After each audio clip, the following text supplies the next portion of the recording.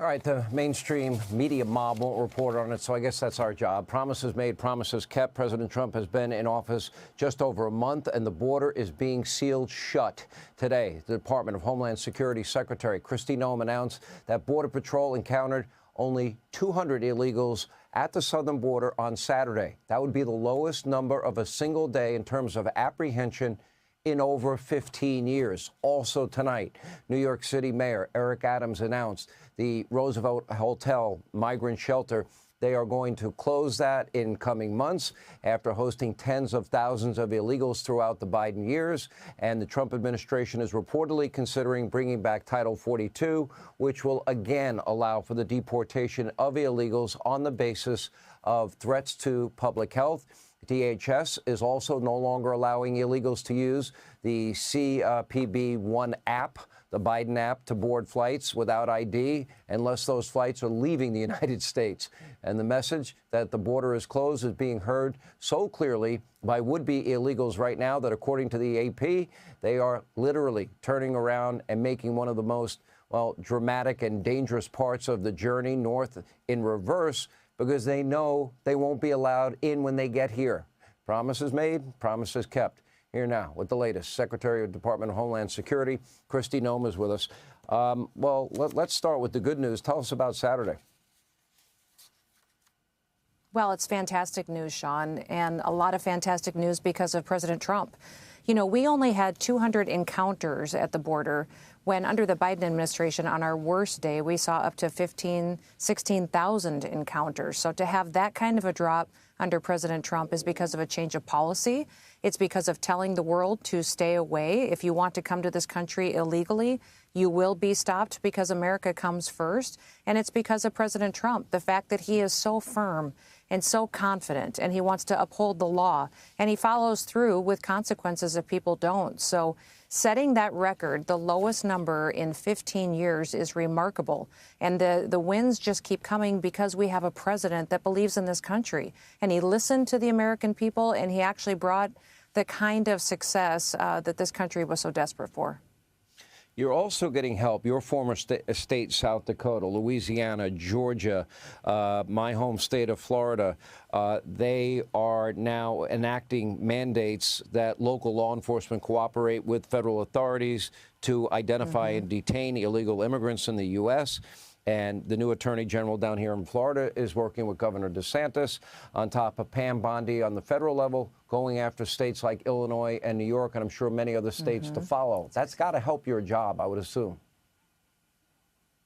Oh, absolutely. When you telegraph and have the kind of partnerships that we have at the state and the local levels, it's incredible what you see for results. People know that when they break the law, what the law is, and that there will be consequences, and that not just in these local cities that have been so proactive to protect their citizens, but also at the state level, we've seen incredible leadership out of governors and attorney generals who have stepped up and gone above and beyond to say, we listen to our people, we recognize that our communities need to be safe, that we've got kids and grandkids in this country that need a future, and that we're going to work and be proactive to go after these criminals. Remember, because they're so strong, Sean, we won't have to deal with families like Lake and Riley's, like Jocelyn's family, that won't lose their children with no leadership that hasn't listened and enforced the law. The scales of justice have been balanced again. We're not putting illegals above Americans. Now we recognize that every single person needs to be treated equally and equally under the law.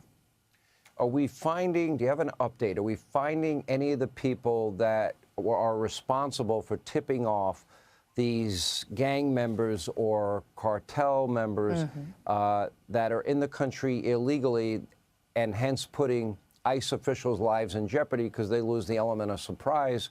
Any update in terms of who's been tipping them off? Absolutely, Sean. I have found some leakers. We are continuing to get more. They will be fired. There will be consequences. And remember, when they leak information to the press in order to blow an op, they are putting law enforcement lives in jeopardy. They are risking their lives and putting their families in the position where they'll have to live without those individuals any further. So you bet we have used every tactic that we have. If you remember, we talked just last week about how I'm using polygraphs to go after and to really interview these folks because we are a national security agency. I have that tool I can use.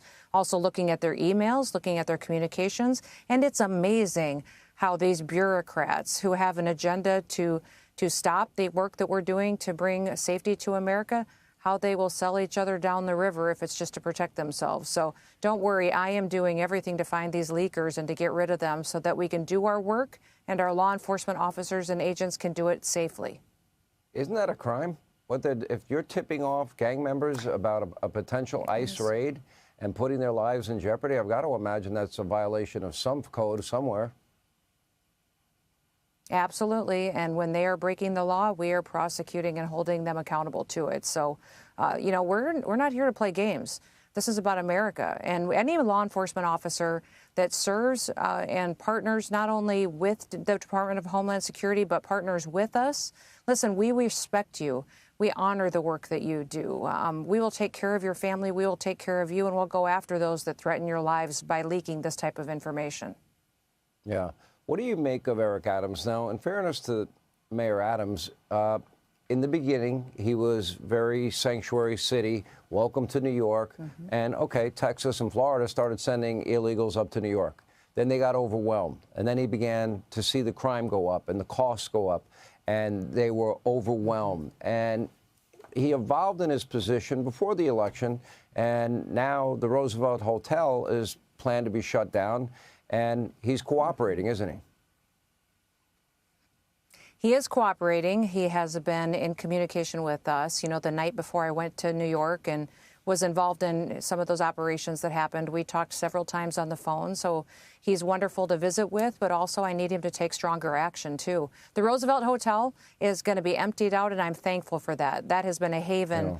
Not just for individuals that are here illegally, but for dangerous criminals. So the fact that that's going to be closed is a great and remarkable announcement by the mayor. But it's because of action that we took and President Trump took to stop paying the bill for people that are here illegally and to house them for this city. So we're going to keep taking. That's right. You take the money away, and it's amazing how quickly that these shelters and sanctuaries will be closed down. We're doing this to sanctuary cities, too. If you want to protect criminal activity, well, the federal government dollars are going to stop, too. All right. Last question. Will Title 42 be brought back? Well, I believe that's something President Trump is considering, and that is a measure. He said he's going to use every tool in the toolbox. So that could be one of them. All right. We appreciate it. Department of Homeland Security Secretary Kristi Noem. Thank you.